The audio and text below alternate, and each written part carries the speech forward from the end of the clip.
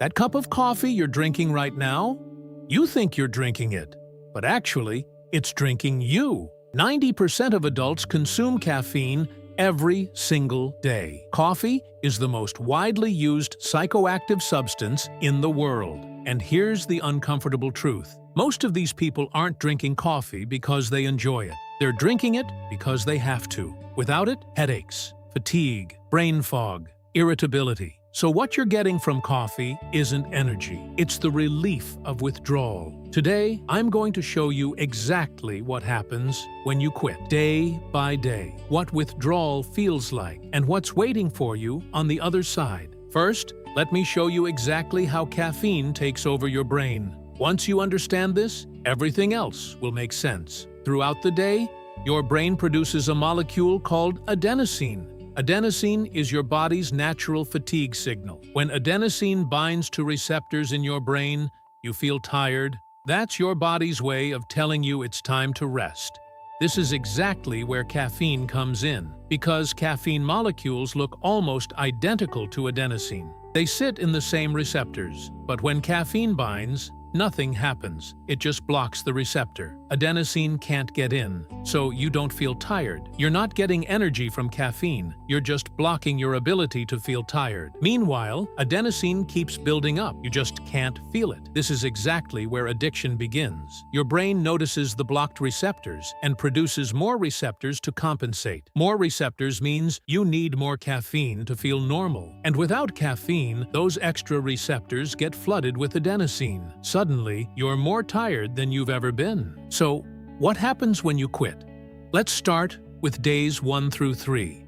I'm not going to lie to you. This is the hard part. 12 to 24 hours after your last dose of caffeine, the headaches begin. The pain, for most people, starts at the back of the head and spreads forward. This happens because caffeine constricts the blood vessels in your brain. Without it, those vessels dilate, pressure builds, and then comes the pain. Day 1 is brutal. Fatigue hits you like a truck. Remember all that adenosine you weren't feeling? It all rushes in at once, flooding those extra receptors. Brain fog sets in, and you can't focus. Even simple tasks feel impossible. Your brain is essentially rebooting. Days 2 and 3, irritability peaks. Small things set you off, because you're not yourself. This is your dopamine system recalibrating. Caffeine was artificially boosting your dopamine by up to 30%. So without it, your reward system feels broken. You might feel depressed and unmotivated. You might question why you're even doing this. That's completely normal, and it will pass. Some people also experience flu-like symptoms, muscle aches, nausea, even a mild fever. Your body is genuinely going through drug withdrawal, because that's exactly what caffeine is. Days 4 through 7. The worst is behind you. Now the recovery begins. The headaches start to ease up. Your blood vessels are adapting to their new normal. The pressure is lifting. Your brain has already started eliminating those extra adenosine receptors. It realizes it doesn't need them anymore. This is neuroplasticity in action. By day 5 or 6, you notice something. Your energy is more stable throughout the day. No more afternoon crash. You're still tired, but it's a different kind of tired. Call it natural tired, the kind that actually responds to rest. Your mood starts to balance out. The irritability fades. You might even feel calmer, more present. And the sleep, oh, the sleep. By day 7, most people report the best sleep they've had in years. You fall asleep faster, sleep deeper. You wake up genuinely restored. Week 2 is where things get interesting. Real energy is coming back. Most people say that around day 9 or 10, it suddenly hits them. I feel awake. I'm actually awake, and I haven't taken anything. Your adenosine system is working properly now. You feel tired when you're supposed to, alert when you're supposed to. Your natural rhythm is restored. Your blood pressure has probably dropped, because caffeine was constantly pushing it up. Without that pressure, your cardiovascular system relaxes. Your anxiety may decrease significantly. Many people have no idea how much caffeine was contributing to their baseline anxiety levels. Caffeine triggers your fight-or-flight response. It was keeping you in a state of low-level stress all day long. Now, that's gone. By the end of week 2, you might notice you're drinking more water. Coffee is a diuretic. Without it, you're properly hydrating for the first time in years. Your skin looks better. Your digestion improves. Weeks 3 and 4 are a full transformation.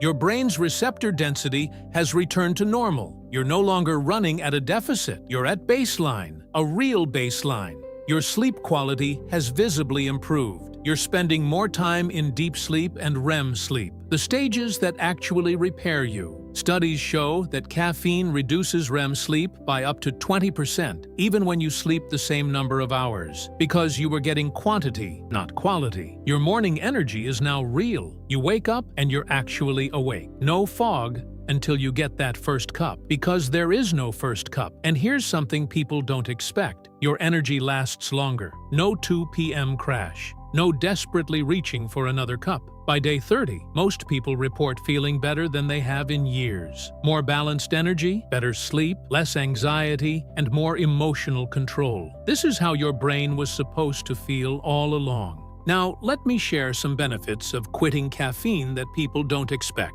First, whiter teeth, because coffee and tea stain your enamel over time. Without them, your teeth gradually return to their natural color. And generally, fewer headaches. Yes, quitting causes headaches at first, but chronic caffeine use is actually a major trigger for tension headaches and migraines, better hormonal balance, especially for women. Caffeine can disrupt estrogen levels and worsen PMS symptoms. Reduced acid reflux. Coffee is highly acidic and relaxes the esophageal sphincter. Many people find that heartburn disappears completely. More money. The average coffee drinker spends over $1,000 a year on their habit. That's money going back into your pocket. And maybe most importantly, freedom. You're no longer dependent on a substance to function. You can travel, wake up anywhere, and feel fine. No more panic about finding coffee. You're free.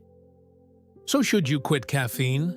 Let me be balanced here. Caffeine is not the devil. In moderate doses, it actually has proven benefits. Improved focus, enhanced athletic performance, even reduced risk of certain diseases. The question is, are you using caffeine? Or is caffeine using you? If you can't function without it, and you need it just to feel normal, you might want to reset your system. Consider doing a 30-day reset. Get back to baseline. See how you feel without it. Then, if you choose to use caffeine again, it'll be your choice, not your addiction. Many people who complete the 30-day reset choose to stay caffeine-free. Others return to moderate use with a whole new appreciation for it. Either way, you've broken the dependency. You've proven you don't need it. And that knowledge, that freedom, is more than worth the temporary discomfort. Quick tips for quitting successfully. Option 1 is going cold turkey. Harder, but faster. The worst of it is over within 3 to 4 days. Option 2 is gradual reduction. Cut your intake by 25% each week. Milder withdrawal symptoms, but it takes longer. And in either case, drink plenty of water. Get extra sleep. Exercise if you can. And be patient with yourself. Your brain is healing. The discomfort is temporary. The benefits are permanent. You can do this. If this video made you think twice about your next cup of coffee, subscribe and hit the bell. Caffeine and sleep aren't enemies. They're a connected cycle. Every choice you make with one affects the other. Never forget that.